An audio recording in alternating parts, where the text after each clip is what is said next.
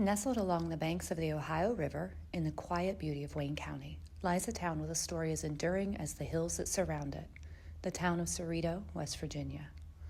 Founded in 1857 with a vision of unity, progress, and freedom, Cerrito was more than just a settlement. It was a bold social experiment, carried forward by generations of proud, hardworking people. Through the decades, Cerrito has witnessed the tides of history, from early days of the Underground Railroad to the growth of the coal industry's boom to the quiet resilience of small-town life today. Each chapter has left its mark, not just in records and photographs, but in the spirit of its community. In this special interview, we sit down with local voices, storytellers, historians, and lifelong residents to explore the rich tapestry of Cerrito's past. We'll uncover the moments that shaped the town, the people who stood at its heart, and the legacy that continues to guide it forward. Join us now as we journey through time and memory, celebrating the proud heritage of Cerrito, West Virginia, a town built on purpose, preserved by pride, and remembered through stories.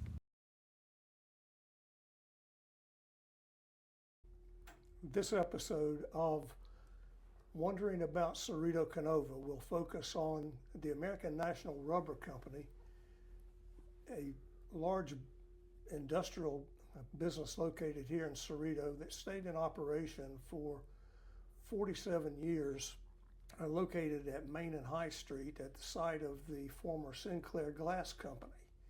We're joined today by a longtime Cerrito resident and career employee at American National Rubber, Richard Ruff. Richard and his father both spent a career working at A&R, and actually, Richard, I believe you were born in Virginia, is that Yes, correct? I was. Yes, I was. And A&R was started and owned by the Maxwell family, and it was Mr. Maxwell. He was also a resident of Virginia when your father met him. Yes, he was. Yes, he was.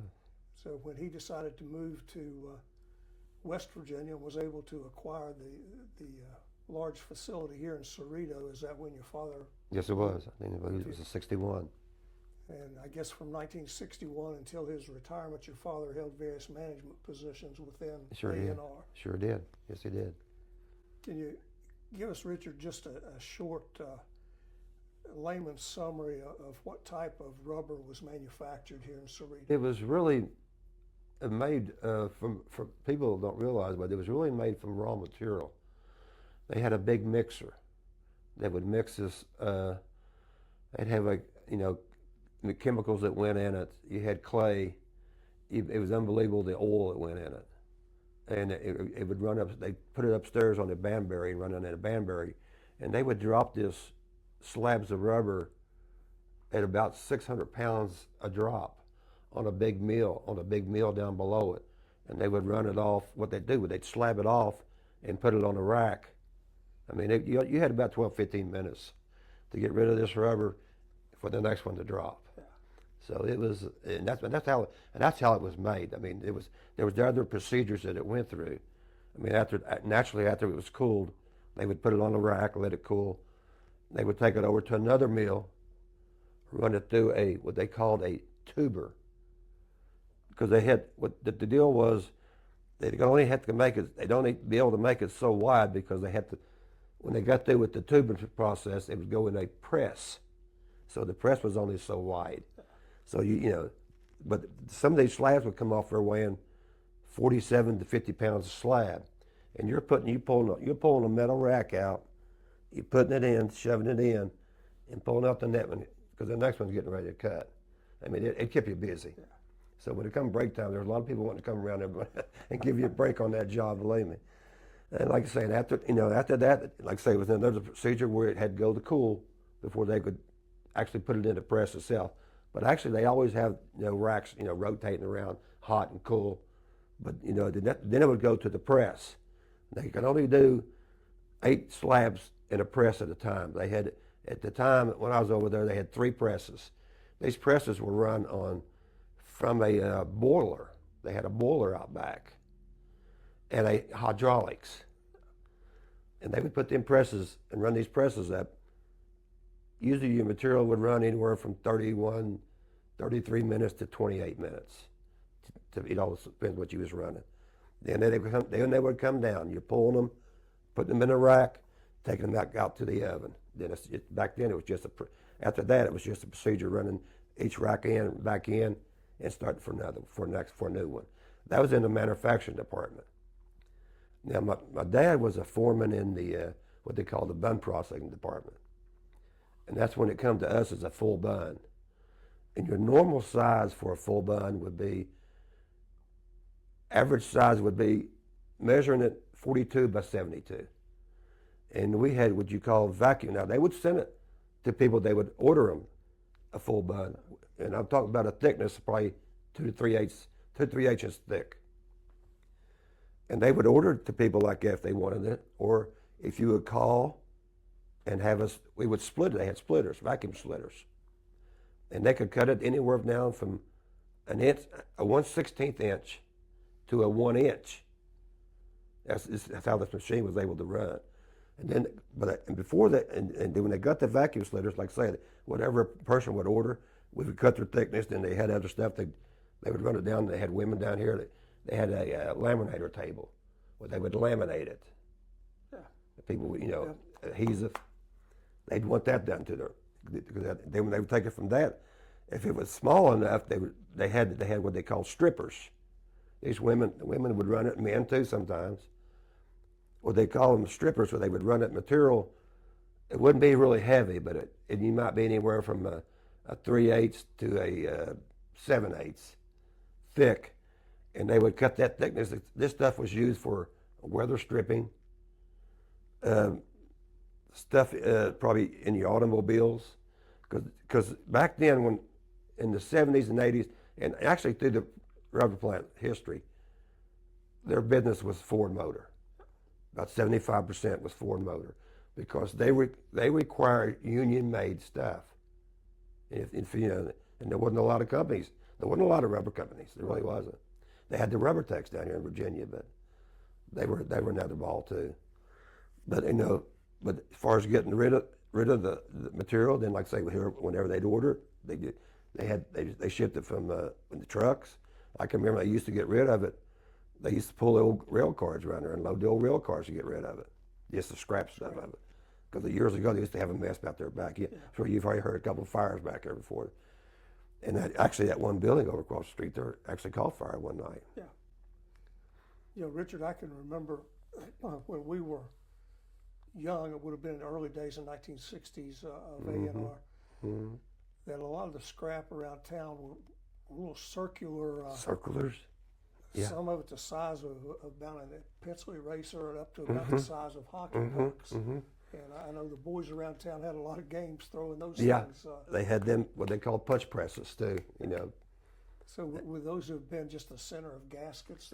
That's what I'm saying. They were probably taken out of a whole sheet where they probably had whatever their thickness was, and just run it, and it just kept pulling back and running through a press pump. You know what I mean?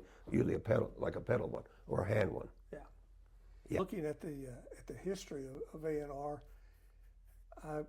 I'm surmising that it probably took most of 1961 to get the equipment in the building and get it all ready to start the manufacturing process. Because I can remember, like I said, I was talking about that one mill in the back, because the time I was there, they even put another one up in the middle part of the building. So they had two mixers at one time. And so, because it's just, I think they really done it because the other one was getting a little bit of age on it too. You understand what I'm saying? Because you got to invest some money to make some money. That's the way I feel about it. But but he was able to employ a lot of people too. And I can remember one time we had about 200 people work there. Yeah, I've looked at the records over there and was shocked by 1973 there were, I think it was 268 employees. You're probably correct. You're probably correct. A good number of those were people from the Cerrito and Canova area. Yeah. Westmoreland, Collinsburg. The payroll in 1973 was at 1.75 million, which is substantial, certainly in a town this size. For a town this size, yes it is. Yes it is. You mentioned how the company was tied to Ford Motor Company, and of course back in the 1960s and through the 1970s, Ford was one of the premier automakers in Yes, the it was. United States. It But was. sometime in the, I would think in the late 1980s or so, as Ford started moving a lot of their production out of this country, is that when you started seeing a decrease? Oh yes, definitely, definitely. And the workforce and the orders, Yeah. it's just like it's a domino effect to me, At some point, Walter Maxwell, the founder, turned the business over to his son Tom, hmm right there. Thomas, yes. And then Thomas ran the company, I guess, until it closed in 2008. hmm Right. hmm Richard, looking back at it, I know you any business like that employs a lot of people from town. You had a lot of, I'm sure, close friends that worked there, people that worked there for many, many years. It's impossible to name all of them, but could you, off the top of your head, name a few of the people that you know worked there? Well, right off the top of me, it thinks about this guy who used to live down the street here, I think on A Street. And you might have known, you might have remembered him. His name was Arlen Thompson. Yep. He worked there. I mean, and say my ex-mother-in-law, Mary Brumfield, she had a friend, Norma Aggins from Huntington. They worked together for years. They've just, every morning when you went in, you see their faces, But around here, like saying my brother, Fox, John Ruff Jr., even worked there for a while. But there's just a lot of, I've seen a lot of people that come there and they didn't stay long, but they just got out of their jobs, and that's good. Yeah. But at the time, they was making money, so, and back then when they was working, I never will forget when I went to work there, and I graduated in May, so I went to the beach, and I didn't get back till August. And Dad told me, he said, you got an interview in the morning. And I wasn't really ready to go to work. I didn't have nothing to wear anyway. So I went to the interview, and she says, could you come to work this afternoon? I said, well, I have to go and do some laundry. How about in the morning? I had to say that, though, because I never will forget that. And she said, okay. And I never will forget that, him telling me that. He said, you're going to work. I said, okay. And I did. I went to work on August 22nd, 1972. And I was there to 2008, December the 12th, 2008. Do you recall how many years your dad spent there? Dad spent, I think, about 24. Yeah. I was wanting to think he retired in 86. Did you think back when you moved from, was it Bedford, Virginia? Is that Bedford, where you were yeah, living? Bedford. When you first moved up to Cerrito, what were your first impressions of coming to West Virginia? Well, you never, that's the place I'd only been other than in Philadelphia. Well, that was the same year we come here in '61. Dad was in Philadelphia and Bedford, and finally moved here all in the same year. But coming here is just because and this is we're coming here now before 64's built. So this ride used to take us 8 hours to get here, and now 4.5 and 5, with the interstate. But you get take around 60 is all you had. But you're talking about being in a station wagon with 5 kids. And 2 adults, and 2 of them are girls, so it was pretty rough at times, making a trip. But I loved, to me it was not a whole lot of difference, but Virginia, because if you ever been to Virginia, beautiful, it really is, the state-wise. But because Mom always talked about the apple orchards and the people orchard. I never make it over there to the orchards, but but a lot of places I did, when she was a kid, I did get to see her go to. But I really enjoyed coming here. Like I say, even though I was young, didn't know anybody, but it seemed like we were just welcome, we were welcome, and glad to have you. It's what there were people saying that, glad to have you.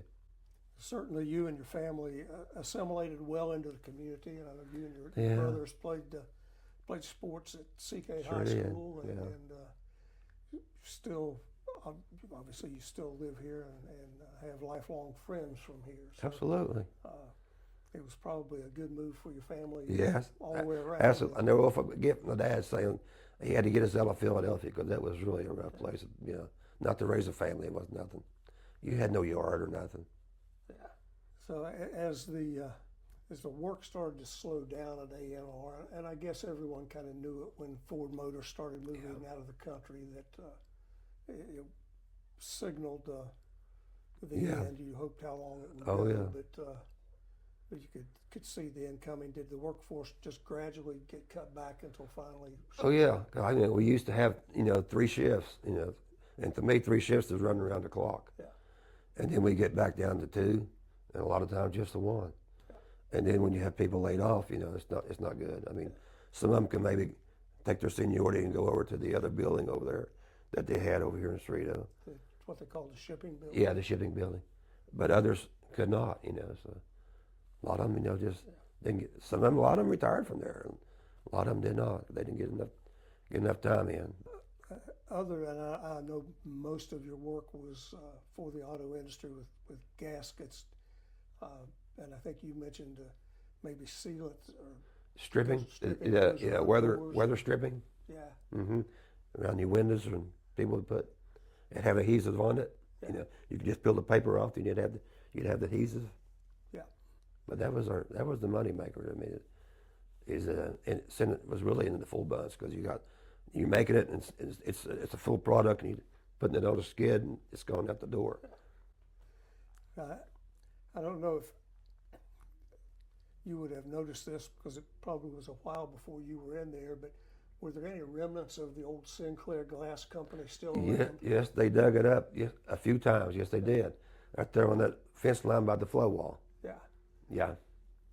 Yeah, that Sure was a colored glass. You can't hide something like that. Especially. Yeah, Sinclair Glass occupied that space from 1938 to 1958. And Did they really? Wow. They made glass taillight covers for cars, turn signal covers, and various, just as you said, colored glass. I can remember there. Yes, it was beautiful. Some of the colors were really beautiful. Yeah. Yeah, I remember back there digging. They would dig. They would find it. Well, Richard, I think we've given our viewers a pretty good history of American National Rubber today, and certainly it was a very meaningful business to provide work for people here in Cerrito and a tax base for the town. And one more question I have to ask. I don't know if you'll recall the answer to this, but when A&R first went in business, there was an odor that was produced over there that was similar to what you would smell when you drive past a paper mill. Wow. And I'm wanting to. To me, I don't know what it would be because they had that one odor off that they call the Nordell rubber. It was a gray rubber, and it smelled almost like pneumonia. Yeah. I mean, it would burn your eyes. You're trying to pull that thing out of a hot press, it would take your breath. Well, whatever this was, I can remember it.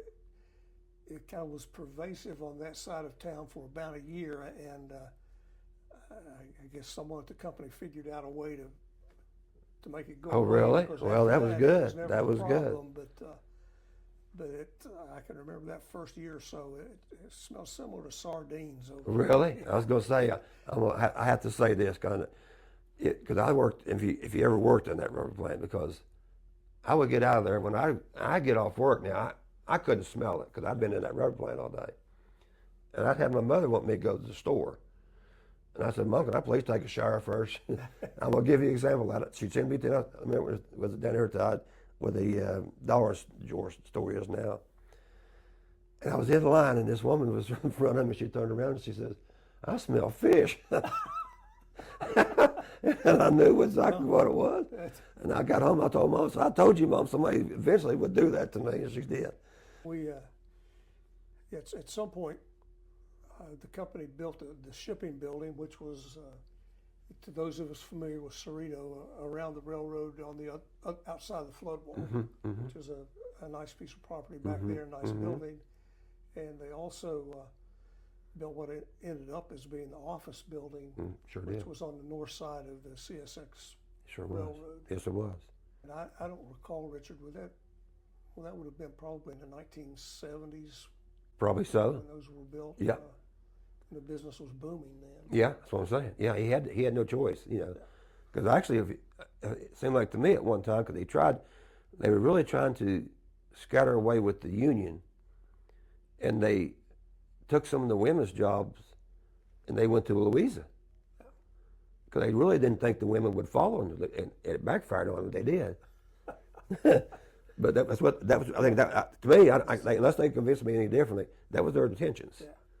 But they didn't. I can never will forget Mary Ann and them. They jump in a car with somebody. They went to the Louisa back every week, every Monday, Tuesday, Friday. That's great. It was.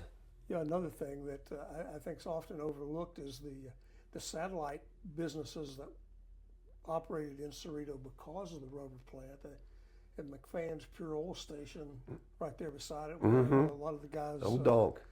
went donks to get their gasoline and Sure did. cigarettes and things like Yeah. that. And at the former Kendrick's Grocery across the street. Oh goodness. OJ's place, yeah. Yeah, when Jay and Clarence Kendrick went out of business, I know for a while there was a laundromat, but a little deli that opened in there. Really was the purpose of that, I think, was to sell Sandwiches. Yeah, the guys come over for lunch. Yeah. guys at A&R. So Yeah. Sure did. it kind of had a multiplying effect. Yeah, it did. It's like it getting did. people Sure in did. town. Well, I think that is our wrap up of the rise and fall of American National Rubber in Cerrito. Richard, I certainly appreciate you you're coming more over welcome. and doing this for us. You're more welcome. We now have a record that will be here for generations to come. So when someone speaks of A&R, they will be able to see what we're talking about.